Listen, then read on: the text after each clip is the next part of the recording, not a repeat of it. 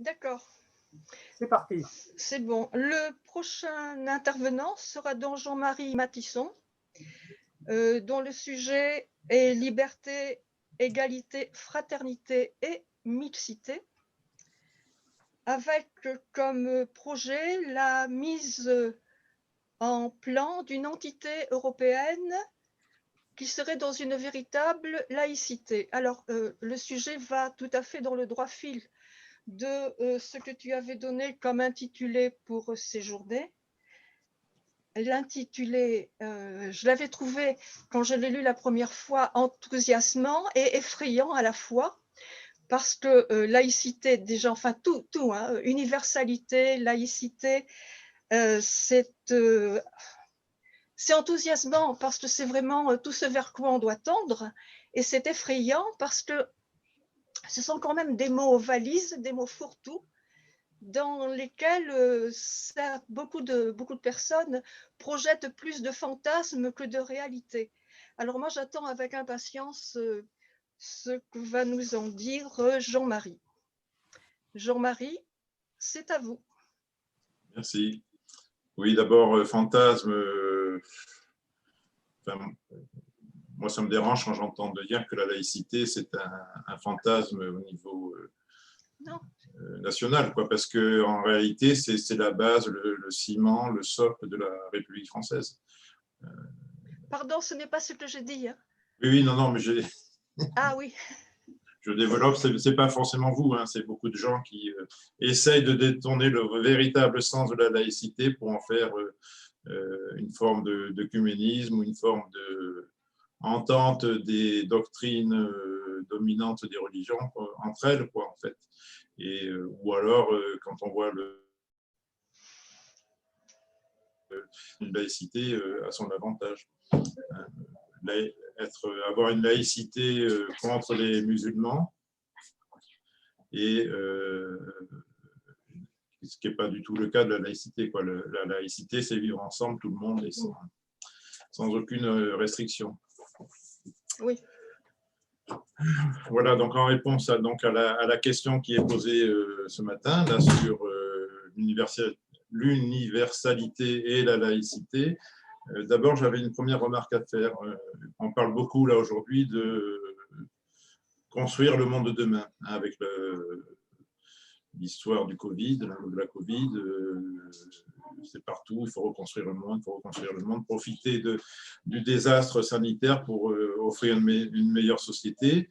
Et moi, ce qui m'effraie, c'est de voir qu'en fait, ceux qui proposent de construire le monde de demain, c'est ceux qui l'ont raté, ceux qui ont raté le monde d'hier. Donc ça me semble être complètement hallucinant et aberrant. Et il me semblerait légitime de dire que on ne peut pas permettre et autoriser ceux qui ont raté le monde d'hier de participer à la construction du monde de demain. C'est pour ça que moi, je propose dans mes propos, dans mes interventions à droite et à gauche, le retour à une véritable laïcité, c'est-à-dire celle qui est à la base de la loi de 1905, dans ses dispositions d'origine, et de pouvoir ainsi, grâce à ce socle-là qui est le véritable socle, en fait, pouvoir construire la renaissance d'une citoyenneté pleine et entière. Voilà.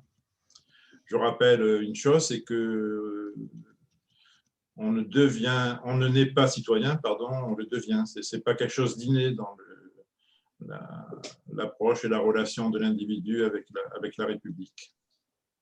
Et puis, développer enfin une véritable entité européenne, ça me semble être tout à fait possible d'abord, et puis indispensable en plus.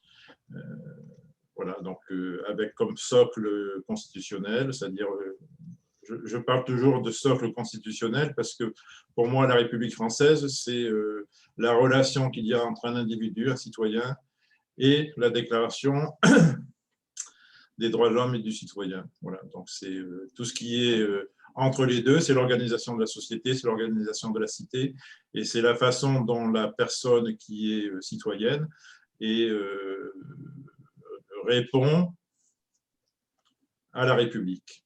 Hein, et si quelque chose se fait, n'importe quoi finalement, hein, une intervention policière, un acte notarié, etc., qui est contraire à la Déclaration des droits de l'homme, eh bien, on peut légitimement revendiquer son application. Et c'est le débat aujourd'hui avec la loi sécurité, l'interdiction de filmer, enfin, etc., etc. Donc, garder ce projet républicain à la française, de la Première République, liberté, égalité, fraternité. Et aujourd'hui, je pense qu'il est nécessaire de rajouter à ce socle de base la mixité. Parce que la mixité, c'est d'abord quelque chose dont on ne parle pas. C'est quelque chose qui est oublié, c'est-à-dire qu'on parle aujourd'hui de parité. Moi je ne supporte pas ce terme de parité parce que c'est tout à fait disproportionné et inadapté à la véritable égalité homme-femme. Et la mixité, elle s'entend à la fois au niveau individuel, c'est-à-dire l'égalité entre un homme et une femme, la complémentarité, l'apport mutuel de faits qui sont personnels et communs. Et puis, c'est à la fois, il y a une connotation personnelle, une connotation collective, quand on parle de communautarisme, quand on parle de ghettoisation des sociétés, des quartiers, etc. La mixité sociale, ça permet justement de lutter contre ça. Pourquoi c'est important? Parce que ghettoiser, communautariser, etc., c'est la base du repli identitaire, c'est la base de la peur de l'autre, c'est la base du fascisme. Voilà.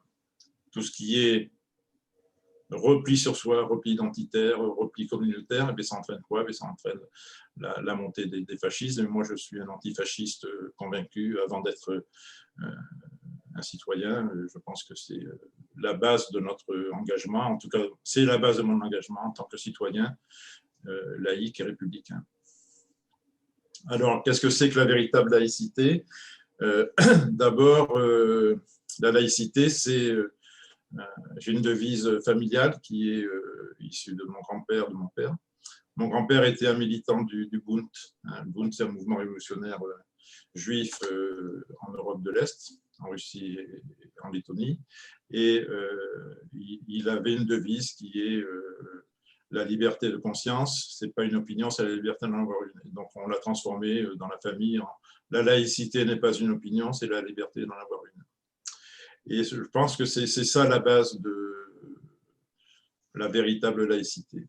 Donc, rétablir la loi de 1905, c'est-à-dire que, en gros, c'est l'argent public va au public et l'argent privé va au privé. Chacun a le droit de croire ce qu'il veut, chacun a le droit de croire ou de ne pas croire, si on parle de Dieu ou de religion, mais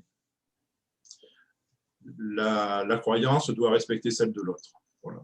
Donc, si on fait ça, ce qui n'est pas le cas aujourd'hui, si tout l'argent public va qu'au public et tout l'argent privé va qu'au privé, on voit très bien quelle incidence ça peut avoir sur l'hôpital, sur la santé, sur le social, sur l'éducation, sur la justice, etc., etc. Donc, par exemple, moi j'ai une idée qui est très individuelle, mais chaque fois que la République ou une mairie ou une collectivité locale finance un établissement public à caractère religieux, parce qu'il est propriétaire des murs, parce que, etc., etc., il faut que dès qu'il y a un financement public sur un lieu, ce lieu devienne de facto accessible à tous. Voilà. Donc, par exemple, je sais pas moi, une chapelle qui est rénovée par une mairie, il faut qu'elle devienne automatiquement accessible à tout le monde, aux associations, aux autres religions, etc., etc. Ce qui veut dire également qu'en France, il faut on supprime tous les concordats religieux. Je ne sais pas si vous le savez, mais il y a encore 4 ou 5 concordats religieux qui existent et qui sont comment dire, une insulte à la loi de 1905, à son caractère séparation. Donc, il y a l'article 1er qui dit que on ne doit pas, et l'article 2 qui disent qu'on ne doit pas financer, que l'État ne doit pas financer les religions. C'est exactement le contraire qui se passe avec les concordats, Alsace-Moselle, etc., etc., où les curés, les rabbins et les pasteurs sont payés, salariés, sur la même grille salariale que dans l'enseignement. Ça, c'est le deuxième point. Le troisième point, c'est que le principe de laïcité puisse être généralisé à tous les domaines. Alors, je prends un exemple. Moi, je serais favorable également à ce qu'il y ait un enseignement de la laïcité partout en France et que dans tous les concours délivrés par l'État, que ce soit dans la fonction publique, que ce soit dans l'enseignement, etc., il y ait une épreuve sur la laïcité. Alors, vous me direz, c'est quelque chose qui semble anodin ou qui a peu d'importance, mais en fait, si on y réfléchit bien, et si on imposait une épreuve de la laïcité dans tous les diplômes délivrés par la République, ça nécessite la création de postes enseignants, ça nécessite la création de formateurs laïcs à la laïcité et d'un enseignement à la laïcité. Et donc, ça met en branle toute une dynamique tournée et axée autour de la laïcité. Je vous rappelle, on n'est pas citoyen, on le devient. Et sous la Révolution française, on disait également, en tant que juif, tu n'auras aucun droit, mais en tant que citoyen, tu auras tous les droits. C'est ça qui est important, enfin, à mon avis. Moi, je suis pour un retour aux bases, quoi, au fondement de ce qu'est la laïcité. Et aujourd'hui, la République laïque, elle est en danger parce qu'il y a trop de brèches qui ont été ouvertes sur la laïcité, ce qu'on appelle les territoires perdus de la République. Et moi, je suis président d'honneur, par exemple, d'une association qui s'appelle le Comité Laïcité République, qui a été fondée lorsqu'on a autorisé l'entrée dans les collèges du voile, quoi. Donc, on se bat depuis 40 ans pour que l'école publique reste la propriété de l'école publique et qu'à l'école publique, il n'y ait pas de signes ostentatoires de religion. Ce n'est pas le domaine, ce n'est pas le lieu, c'est pas le... Et aujourd'hui, il faut reconstruire cet édifice laïque, il faut le remettre dans les esprits et dans les termes de la loi de séparation du 9 décembre 1905, c'est bientôt son anniversaire. Et il faudrait que le principe de laïcité soit confirmé dans la Constitution de façon beaucoup plus solide que ça n'est le cas aujourd'hui. Aujourd'hui, on dit que la République française est laïque, mais on ne dit pas comment, pourquoi. Et ça, c'est le premier point. Donc, deuxième point, c'est le développement d'une entité européenne. Alors, à ce niveau-là, moi, je suis partisan pour... je sais que c'est quelque chose qui va peut-être choquer ou qui va peut-être surprendre, puisque c'est une idée qui n'est pas développée, mais qu'il y ait, moi, je serais favorable à ce qu'il y ait une fusion entre la France et l'Allemagne et qu'on crée un seul État, la forme serait à définir, les moyens seraient à définir et que sur la base de cette nouvelle entité politique complète, hein, c'est-à-dire avec un seul président, un seul ministre de l'Éducation, un seul ministre des Armées, etc., puisse se bâtir une nouvelle Europe et qu'il y ait libre adhésion ou non des pays voisins. Donc, je pense que, par exemple, à l'Espagne, à l'Italie, à la Belgique, aux Pays-Bas, etc., qui pourraient rejoindre cette entité en la renforçant. C'est ça qu'il faut, à mon avis, arriver à faire pour que demain, on parle du monde de demain, que demain, il y ait une véritable structure politique qui permette l'application d'une véritable laïcité. Voilà en gros ce que je pensais, avec bien sûr derrière tout ce qui est conséquences sociales, conséquences salariales, politiques, etc. Moi, je suis favorable, par exemple, à une semaine de 32 heures, parce que, par exemple, c'est le seul moyen de lutter efficacement contre le chômage. C'est-à-dire 32 heures, ça implique que ce n'est pas tant le nombre d'heures, mais c'est le fait que la semaine serait de 4 jours. Alors, en faisant une semaine de 4 jours, ça permet l'embauche réelle de nouveaux travailleurs et la fin du chômage. En gros, hein, on peut supprimer le chômage si on applique une semaine de 4 jours. Il suffit de calculer, de mesurer le coût du chômage, de réinvestir cet argent du chômage dans l'aide aux entreprises et d'absorber ainsi le chômage actuel. Voilà, il y a d'autres projets comme ça par rapport au droit de mourir dans la dignité aussi. Nous, enfin, moi, je suis favorable, notre association est favorable au droit de mourir dans la dignité, mais pas tellement parce que c'est une évidence que chacun est libre de choisir sa mort et non plus une entité extérieure. Hein, le frein à l'application du droit de mourir dans la dignité, on le sait, c'est le frein des religions hein, qui disent que seul Dieu décide de la naissance et de la mort des personnes. Donc, nous, on se bat depuis des années pour ce qui est ce droit de mourir dans la dignité, mais à condition également que ce droit de mourir dans la dignité implique de facto le droit de vivre aussi dans la dignité. Je trouve que c'est inadmissible en France, par exemple, que des gens meurent de faim, que des gens n'aient pas de quoi se nourrir. C'est une aberration organisationnelle totale, quoi. Je veux dire que c'est clair et facile de voir qu'on pourrait nourrir toute la population française.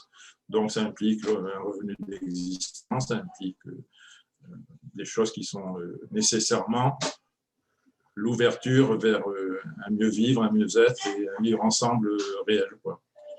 Avec un fondement républicain, hein, les principes, laïcité, qui est le ciment de la République, la liberté, l'égalité, la fraternité et la mixité, telle que je les ai évoquées. Puis, comment dire, une application organisationnelle de la société telle que je l'ai évoquée. Voilà en gros ce que je propose pour construire le monde de demain. Je sais que c'est un peu utopique, un peu en avance, mais je crois que l'utopie d'aujourd'hui, ça peut être la réalité de demain. Voilà. Oui, je crois en effet que c'est, alors utopique, je ne sais pas, en tout cas c'est de bons projets. Maintenant, pour les mettre en œuvre, ça doit être un petit peu plus compliqué. En particulier la fusion entre la France et l'Allemagne, il y a quand même quelques petites différences dans les mentalités, les organisations et beaucoup de choses. Alors j'ai bien aimé, je crois que c'est ton papa qui disait que la liberté n'est pas une opinion, c'est la liberté d'en avoir une. Voilà, oui. J'ai bien aimé ça. J'ai bien aimé aussi, voilà, pour la question de l'opinion, il faut quand même redire combien on est dans la dictature de l'opinion actuellement, où effectivement, il suffit d'avoir une opinion, tu la files sur Facebook, sur Twitter, sur n'importe quoi, et puis ça fait le buzz, et puis on ne parle plus que de ça, donc c'est un peu difficile aussi. J'ai bien aimé aussi, alors tout le monde ne sera peut-être pas d'accord, que tu aies quelques réticences à parler de parité. Je ne sais pas si je dirais mixité, je préférerais peut-être diversité, moi, mais enfin bon, c'est un peu la même chose. Parité, derrière parité, il y a quand même une essentialisation quelque part. Et comme tu disais, on ne n'est pas citoyen, on le devient, on ne n'est pas femme, on le devient, on ne n'est pas homme, on le devient. Et donc, voilà, quoi, il faut éviter les essentialisations dans ce genre de revendications, il me semble. Le défaut de la parité par rapport à la mixité, il y a l'égalité homme-femme, c'est qu'on impose des quotas, quoi, finalement. Et dans ces quotas, on peut choisir, par exemple, je prends une liste, moi j'étais élu municipal, une liste municipale où on a le même nombre d'élus, de conseillers municipaux, hommes et femmes, et avoir à être obligé de choisir un mauvais candidat homme pour avoir, enfin, ou une mauvaise candidate femme pour avoir un mauvais candidat homme, pardon, et ne pas avoir une bonne candidate femme, par exemple. Parce qu'il y a une parité, parce qu'on est obligé d'avoir 10 et 10, parce qu'on est obligé d'avoir... Voilà, c'est ça, pour moi, le paradoxe de la parité, quoi. C'est que, en fait, c'est pas un facteur d'égalité. D'accord. Est-ce que quelqu'un veut poser des questions dans la salle? Dans la salle, pardon. Pas dans la salle. Moi, j'ai beaucoup aimé ta réflexion sur l'Europe et l'Europe franco-allemande. Moi, j'ai milité sur l'Europe franco-allemande dans les années 80 et les années 90. Et dans les années 90, j'ai essayé de faire un rapprochement entre Deutsche Telekom et France Télécom. Hein. Récemment, d'ailleurs, un des acteurs de France Télécom qui avait participé à cette opération est décédé, c'est Jacques Damlamian, hein, pour ceux qui le connaissaient. Une des grosses difficultés que l'on a, c'est l'absence de régionalisation en France et des régions qui ont été construites de manière complètement stupide et qui ont été restupidisées par un autre candidat que je connais bien, parce que ça a été mon maire à Évry pendant un certain temps, Valls. Et en Allemagne, en Italie et en Espagne, on a une grande chance, c'est l'Europe des régions. On le voit bien aujourd'hui avec la santé. Hein. La santé, la compétence santé en Italie, en Espagne, en Allemagne, c'est les régions et c'est hyper efficace. Si les Allemands étaient beaucoup plus efficaces que nous, c'est parce que il y a la régionalisation. Donc, un des freins que je vois au rapprochement franco-allemand, que j'appelle de mes voeux depuis des années, hein, parce que j'ai fait allemand en première langue vivante aussi au lycée, que je vais en Allemagne exactement comme je vais pisser, comme je dis souvent. C'est comment est-ce qu'en France, je construis une véritable régionalisation et non pas une régionalisation imposée telle qu'elle a été faite aujourd'hui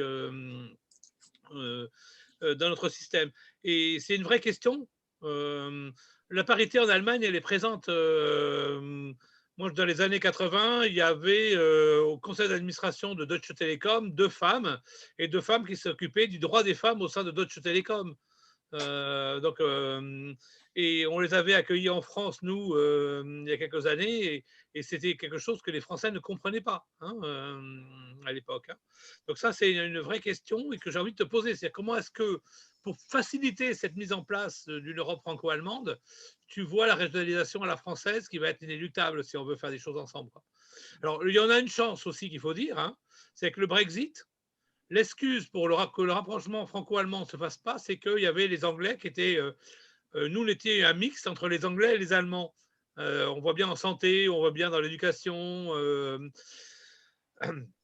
Maintenant qu'il y a le Brexit, on n'a plus cette excuse française du non-rapprochement avec l'Allemagne. Hein. Donc, elle est tombée puisque les Anglais sont ailleurs. Hein. Donc, c'est 2 questions que je te pose en une. Si tu as des idées là-dessus, moi, je suis preneur. D'abord, en France, on n'est pas du tout régionalisé, c'est un État jacobin, donc tout vient du haut et va vers le bas. Et bon, enfin, quand je parle d'entité européenne franco-allemande, enfin une nouvelle république, oui, enfin république franco-allemande, c'est mettre à plat tout ce que peut amener une entité et ce que peut amener l'autre entité, et puis s'harmoniser en essayant d'aller vers le haut plutôt que vers le bas. Donc la régionalisation, il faudrait une régionalisation en France qui n'existe pas, hein, pas réellement en tout cas pas avec les vrais pouvoirs qu'à une région en Allemagne, et puis mettre à niveau ce qui est bien en France, on le prend pour l'Allemagne aussi, ce qui est bien en Allemagne, on le prend pour la France, etc. C'est tiré vers le haut. C'est un peu ce qu'avait fait l'Allemagne de l'Ouest avec l'Allemagne de l'Est à un moment donné. On disait, je ne sais pas si vous vous souvenez, à la chute du mur de Berlin, mais c'est pas possible, ils ne vont pas y arriver, ça va, la République allemande va s'écrouler, etc. Et en fait, pour eux, ça a été un facteur de progrès, ça a été un facteur d'enrichissement et de richesse. Quoi. Donc, je pense qu'on peut faire la même chose exactement. Et pour moi, c'est une condition sine qua non à l'existence de l'Europe par rapport aux monstres qui sont en face de nous, hein, la Chine, la Russie et les États-Unis, sans parler de l'Inde qui arrive. On doit raisonner en termes d'entités localisées au niveau d'un continent. Quoi. Et si on ne le fait pas pour nous, c'est perdu. Quoi. On va devenir, comme est en train de le faire l'Angleterre, un 51e État de l'Amérique.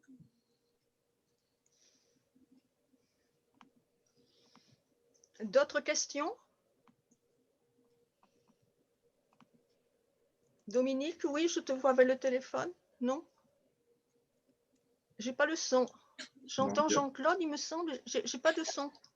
Stéphane, si je peux intervenir? Stéphane Chap? Ah, oui. Allô? Oui, on t'entend. Oui, c'est Stéphane. Oui. Stéphane, oui, bonjour Stéphane. Bonjour. Bonjour. Oui, je suis arrivé en retard, désolé. Oui, alors je me permets d'intervenir sur l'Allemagne d'abord. Merci. Alors, c'est Monsieur Matisson Oui, Jean-Marie Matisson. Jean-Marie, oui, parce qu'il a écrit Agnès, donc je Oui, me permets, voilà, je me suis permis de Agnès. mais je prends la connexion de ma femme. Oui, ça arrive, moi aussi, ça m'arrive.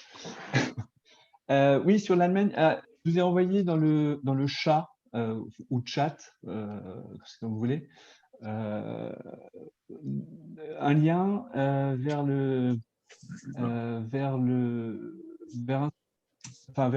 pardon, c'est l'Assemblée nationale qui le relaie, mais ça permet de contribuer à la discussion sur les liens plus étroits entre la France et l'Allemagne, et plus précisément vers l'Assemblée parlementaire franco-allemande qui a été mise en place suite à la conclusion du traité d'Aix-la-Chapelle, qui a été tant décrié.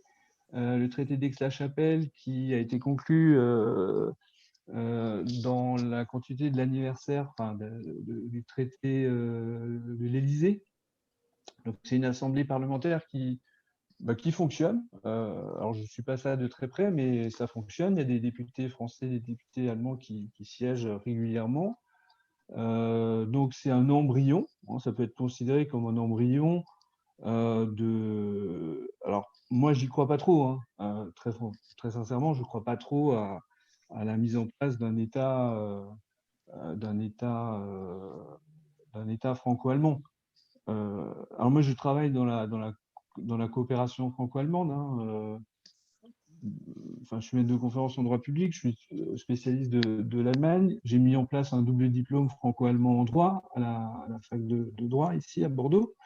Donc je suis convaincu de la nécessité de travailler très étroitement et le plus étroitement possible avec l'Allemagne. Mais très sincèrement, et sans doute malheureusement, pour le dire de manière très simple, il y a trop de souverainistes. Voilà. Mais c'est bien d'être guidé, je pense, par une idée. On peut dire par une utopie, par un horizon. C'est toujours ça de prix, de guider l'action. Voilà, je pense que ça permet d'éclairer puis de guider l'action et voilà, ça fixe un horizon. Ça permet d'avancer, c'est clair. Exactement. Concernant Parce que, quand on voit l'état de la France, de l'Allemagne en 1945 et aujourd'hui, on n'est plus du tout dans le même univers, on n'est plus du tout dans le même. Exactement. Et la différence peut-être avec l'après-guerre, et c'est ça qui est peut-être intéressant, c'est que dans la mesure où la paix, en tout cas, est un acquis, mais fragile, toujours fragile. La paix, c'était l'objectif des pères de l'Europe. On voit aujourd'hui que, et on l'a vu dans les dernières décennies, la paix reste malgré tout fragile. Donc les pères de l'Europe, qui étaient des pragmatiques, ont fait l'Europe des petits pas et par l'économie. Aujourd'hui, on voit quand même qu'il y a des initiatives plus politiques par le biais de cette institution qui a été mise en place. Donc ça, c'est plutôt intéressant parce que je pense que c'est là qu'il faut progresser aujourd'hui. C'est vers une Europe plus politique. Donc ça, c'est plutôt une bonne chose. Après, oui, avoir des dirigeants qui ont une vraie action et un vrai poids. Aujourd'hui, on voit bien que les dirigeants de l'Europe, c'est des personnes qui n'ont pas de réel poids politique et qui sont mis là pour ne pas faire d'ombre aux dirigeants nationaux souverainistes. Parce que l'Europe n'est pas un État et que c'est l'Europe des États. Et il faudrait, par exemple, alors je reprends un autre exemple que je n'ai pas développé là, mais qui me semble important, c'est par exemple au niveau syndical. Créer des structures syndicalistes européennes, ça se fait de plus en plus. Il y a un syndicat des avocats européens, il y a un syndicat etc., etc. Et je pense que c'est quelque chose de possible et je vois même venir dans les prochaines élections locales de chaque pays d'Europe des groupes politiques européens, c'est-à-dire avec des candidats qui soient français, italiens, allemands, etc., sur la même liste, dans tous les pays. Oui, des listes transnationales. des listes transnationales avec un vrai projet transnational aussi. C'est-à-dire que l'intérêt d'avoir ça, c'est que on ne va pas parler des problèmes franco-français, mais on va parler des problèmes européens. Oui, c'est là où on va vraiment réussir à constituer quelque chose d'intéressant. Je pense que c'est comme ça qu'on va avancer vers ce projet utopique. Enfin, pour moi, c'est un projet utopique, mais je répète, je pense que l'utopie peut être la réalité de demain. Oui. Est-ce que quelqu'un a d'autres questions à poser à Jean-Marie, ou est-ce qu'on passe à l'intervention de Stéphane Schott? Oui, moi j'en ai une. Oui. Oui, Jean-Marie, moi j'ai participé à des grands projets européens quand j'étais au ministère des Finances dans les années 80, hein. Airbus par exemple, qui était des grands projets européens. Et il y a des endroits où si je regarde deux projets européens dans lesquels j'ai beaucoup participé, Airbus et le rapprochement entre France Télécom et Deutsche Telekom, malgré que ce soit deux projets technologiques, il y a des moments où c'est très facile, c'est relativement facile. Et dans le cas d'Airbus, ça a été très très facile, hein, puisque Airbus, c'est une société qui n'existait pas. Hein, c'était un regroupement de sociétés européennes. Hein, ça a été très facile. C'est très facile dans l'aérospatiale aussi, hein, avec beaucoup de problèmes d'ailleurs aujourd'hui de nationalisme, hein, puisque vous savez que l'Europe spatiale est allée à Darmstadt, hein, n'est plus à Toulouse. Hein, n'oubliez pas que les Toulousains aujourd'hui font du nationalisme anti-allemand autour de l'Europe spatiale. Hein. Et c'est difficile dans d'autres technologies. Ça a été très difficile dans le chemin de fer. On voit très très bien que le chemin de fer franco-allemand, ça ne s'est pas fait. Les télécoms franco-allemands, ça ne s'est pas fait aussi. Alors, est-ce que tu as des pistes pour nous aider à comprendre ça, ou est-ce que c'est les personnes qui étaient au même moment dans les mêmes systèmes, puisqu'on a failli rapprocher SNCF et Deutsche Bundesbahn, hein, DB, pour faire des... Oui, la lenteur du TGV européen, c'est quand même assez exceptionnel, quoi. Enfin, je veux dire, aujourd'hui, on ne peut pas faire un TGV qui fasse Francfort Marseille, sachant que Francfort, quand même, c'était la capitale des Francs, qui est quand même le nom de la France. Enfin, vous voyez ce que je veux dire. Enfin, on peut se poser des problèmes qui sont un peu plus... Et je pense que par les technos, on peut arriver à faire de belles choses aujourd'hui. Enfin, c'est mon idée. Hein. Oui, enfin, Il y avait une question précise, pardon. Oui, est-ce que la voie techno, et si on la comprend bien, ça peut être une façon d'aller dans le sens de ce que propose Jean-Claude, c'est ça? Voilà. Jean-Marie. Jean-Louis. Jean-Marie. Jean-Marie, pardon. On va y arriver. Oui, non, mais c'est évident qu'il faut qu'il y ait des rapprochements. Et je pense que moi, le premier rapprochement, c'est au niveau de la recherche scientifique et de l'enseignement supérieur. Il faut que je suis d'accord. un seul enseignement supérieur, une seule recherche scientifique. Et là, on va pouvoir déboucher forcément. Dans ce débat, excuse-moi de te couper, dans ce débat, il y a quelque chose d'important. Hein. Vous savez qu'un chercheur allemand n'a le droit de publier un article en anglais que s'il a d'abord écrit cet article en allemand, ou s'il y a un article similaire en allemand. Nous, en France, on pourrait faire la même chose aussi. Et ça éviterait aussi que l'anglais soit la langue dominante de nos systèmes universitaires, puisqu'on aurait à la fois une entreprise, les trois quarts des entreprises, les chefs d'entreprise ne comprennent pas, ne peuvent pas utiliser les travaux scientifiques hein, dans le domaine technique, parce qu'ils sont en anglais, ils ne les comprennent pas. Quoi. Enfin, je veux dire, alors qu'ils seraient en français, ils le comprendraient. Quoi. Enfin, donc, ça ferait aussi progresser le système. Quoi. Oui, d'accord. Et moi, pour moi, il faut vraiment qu'il y ait des secteurs de plus en plus développés européens, c'est-à-dire la recherche, l'enseignement supérieur, etc., etc. Alors, il y a deux personnes qui veulent poser des questions. Thierry Brulvin, pardon la prononciation. Thierry et Dominique. Je vais bien commencer. Alors, en fait, je suis pas sûr d'avoir bien compris votre projet. En tout cas, il a le mérite d'être original et intéressant de ce point de vue-là. En fait, la question, le problème que vous posez, c'est le problème finalement d'un classique pour l'Europe, c'est est-ce qu'on va plutôt vers un système fédéraliste ou plutôt vers un système non fédéraliste, du moins un système d'État-nation. Ça rejoint ça. Donc là, vous mettez en priorité donc, le moteur franco-allemand, pourquoi pas. Mais le problème, c'est toujours, et à chaque fois, c'est pas forcément ni bien ni mal, c'est toujours un problème d'avantage, d'inconvénient. Et l'avantage, c'est effectivement de travailler ensemble. On se rapproche un peu d'un centralisme collectif.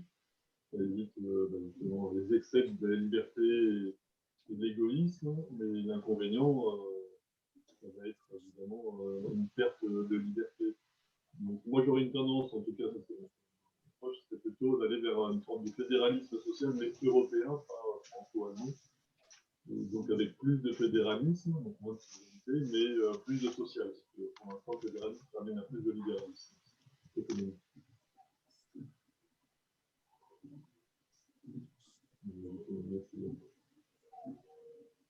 Je suis désolé, j'ai pas entendu la moitié de. Moi non plus. Il y a des problèmes de son. Bon, ben tant pis, je ne peux pas trop. Par écrit, peut-être, il y a une question. Comment? Peut-être par écrit, s'il y a une question. Mais... Non, c'était plutôt une remarque.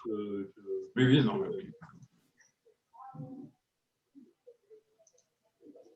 Je n'ai pas compris non plus ton intervention, je suis désolée. Au niveau du son ou au niveau du sens?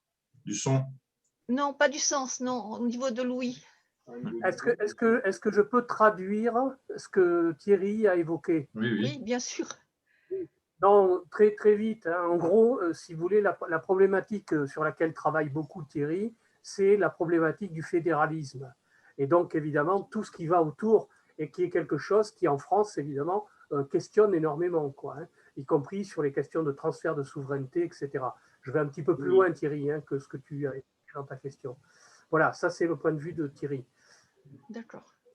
Ensuite, moi, bon, ce que j'aurais aimé évoquer, puis après, il y a Lynn qui a demandé la parole. Moi, ce que je voulais te questionner un petit peu, Jean-Marie, c'est que souvent, on a une conception de la laïcité que je vais qualifier, je dirais, d'européocentrée. Et donc, on a du mal, et je ne dis pas que c'est toi hein, qui l'évoque comme ça, hein, mais il y a eu pendant une tradition républicaine, par exemple, qui a eu tendance à vouloir, d'abord on a étendu, je dirais, le modèle républicain à toute l'Europe, on a voulu l'étendre, je dirais, au monde, entre guillemets, mais de manière, au travers de la période coloniale, de manière un peu bizarre. Et puis, on a vu qu'au travers de tous les débats qui ont eu lieu autour de la mondialisation, la question, je dirais, de l'universalité de la laïcité, elle peut apparaître comme problématique. Or, je ne crois pas hein, qu'elle soit problématique, mais quand même, on a besoin effectivement de réfléchir ce rapport qu'on établit avec d'autres cultures dans le monde. Et c'est vrai que, voilà, est-ce que la laïcité en tant que telle est simplement un appendice, je dirais, de l'extension coloniale que l'on a pu connaître, ou est-ce que ça peut véritablement, mais je crois que oui, hein, mais être un vrai facteur qui peut aider la plupart des peuples de la planète, je dirais, à développer de nouvelles relations humaines, justement dans les rapports entre l'État, le spirituel, et puis le droit, je dirais, à avoir et à croire ou à penser, je dirais, de manière libre. Je ne sais pas si je suis clair. Oui, très clair. Alors, il y a plusieurs éléments de réponse qu'on peut apporter. Moi, j'ai écrit un livre qui s'appelle « Citoyens laïcs d'Europe » et dans lequel la première chose qui me semble importante, c'est que la relation entre le citoyen ou l'individu et la République n'est pas la même selon le pays où on est. C'est-à-dire dans le monde anglo-saxon, on n'existe pas si on n'appartient pas à un groupe, à une communauté, et c'est la communauté ou le groupe qui a la relation avec la structure constitutionnelle. En France, c'est le citoyen qui est directement lié, associé à la République. C'est-à-dire que c'est la Déclaration des droits de l'homme et du citoyen, et ce n'est pas la Déclaration des droits anglaise ou américaine où on n'existe pas si on n'est pas membre si on n'est pas homosexuel, si on n'est pas charcutier, si on n'est pas, etc., etc. Et ça, c'est important parce que c'est quand même la base même du fonctionnement, quoi. Je veux dire que c'est, à mon avis, la principale difficulté d'harmoniser la laïcité au niveau universel. Ça, c'est le premier point. Le deuxième point, si on regarde ce qu'amène réellement la laïcité, hein, mis à part ce ciment qui permet de vivre ensemble dans la République, la laïcité, quand même, c'est un élément constitutif de l'intelligence humaine. C'est-à-dire que apprendre à un enfant, je prends le cas de l'école, apprendre à un enfant à penser par lui-même, eh bien, on est dans le caractère essentiel de la laïcité, quoi. C'est ça. La laïcité, ça permet à chacun d'exister, d'affirmer ce qu'il est, quel que soit ce qu'il est, dans le respect de ce qu'est l'autre. Et donc, premièrement. Et deuxièmement, ça l'oblige, et ça oblige chaque individu, c'est quand même le but de l'éducation, à mon avis en tout cas, à penser par soi-même. Voilà. Et si ça, on prend ça et qu'on l'universalise, enfin si on le répand dans toutes les structures éducatives, on aura une base de l'universalité de la laïcité. Et donc, ça veut dire que ça sous-entend clairement que dans un enseignement en France ou en Allemagne, il n'y a plus la même l'appartenance, par exemple, des religions ou des structures dogmatiques, puisque c'est l'inverse justement de la laïcité. Moi, je rappelle que la laïcité, enfin, en tout cas pour moi, c'est l'inverse de la laïcité, c'est le cléricalisme, hein, c'est-à-dire, c'est pas la religion, c'est-à-dire que dans la laïcité, on a le droit de croire ou de ne pas croire, et on doit respecter celui qui croit ou celui qui ne croit pas, mais ce qui est un frein à la laïcité, c'est le cléricalisme, c'est-à-dire tout ce qui est l'organisation politique, au sens politicien du terme, de la religion. Lynn a posé une question et ensuite André. Lynn? Coucou Lynn. Oui, elle est partie. André va commencer? Oui, mais fais commencer André, puis effectivement. Juste un mot pour dire que je reviendrai sur ce dossier laïcité. Je n'ai pas pu entendre l'intervention liminaire de Jean-Marie. Je reviendrai bien sûr sur cette question de la laïcité samedi, puisque contrairement à ce que Dominique avait annoncé, mon intervention ne sera pas sur Macron, mais sur la laïcité. Et je crois que effectivement, il est dangereux, d'une manière générale, de faire de la laïcité une valeur, alors que c'est un mode de fonctionnement de la société que l'on, bien sûr, que l'on peut souhaiter, et que il y a eu là, dans la dernière période que nous connaissons, une transformation du thème de la laïcité comme une sorte d'absolu, comme s'il n'avait jamais connu de variation depuis 1905 dans son application. Et je crois que cet absolu-là entre aujourd'hui dans une situation d'islamophobie qui méritera la discussion. Ok. Oui, est-ce que Lynn est de retour? Non. Alors oui, je pense que André, d'ailleurs, ça va introduire l'intervention suivante, je pense, parce qu'on parle de laïcité. Désolé, je ne peux pas trop discuter avec vous. Okay. Non, on parle de laïcité, mais en même temps d'universel. Oui. Mais de quel universel parle-t-on? Est-ce qu'on a encore vraiment défini tous les besoins, toutes les qualités, les capacités et les limites humaines qui soient vraiment avec un sens commun à tous, ou bien où est-ce qu'on est dans